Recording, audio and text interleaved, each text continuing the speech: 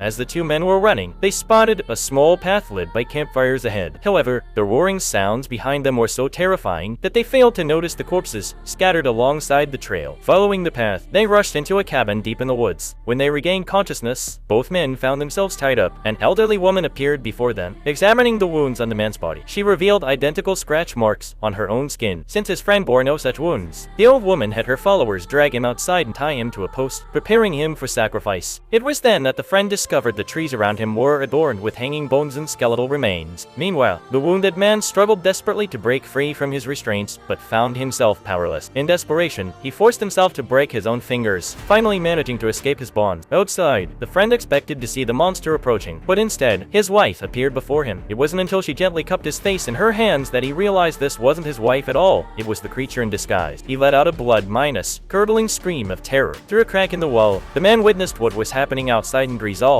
to escape and save his friend. But just as he reached the door, he saw the old woman approaching. With no other choice, he retreated upstairs, only to discover the room was filled with people sitting motionless lie. Realizing these figures were actually monsters, he grabbed a torch and began setting them ablaze one by one, sensing that its followers were being burned. The creature flew into a rage and charged toward the cabin. The man quickly grabbed a weapon and bolted toward the back door, only to find the monster holding a woman high above its head. Without hesitation, he seized a hunting rifle and fired a shot. This caused the creature to turn its attention directly to him. The man spun around and ran, but the monster soon slammed into him from the side, sending him flying. Just as he tried to get back on his feet, the creature pinned him to the ground and began performing some kind of ritual rite in front of him. When the man snapped back to his senses on attempt flee, the monster pressed him down once again. Spotting an axe nearby, the man grabbed it and struck out at the creature. As the monster recoiled in pain, he seized the opportunity to run toward the forest's edge. When he turned back to look, he discovered that the creature seemed bound by some limitation. It couldn't leave the forest and could only howl in frustration at him from within the tree line. In that moment, the man roared back at the creature, venting all his rage and grief over his friend's death.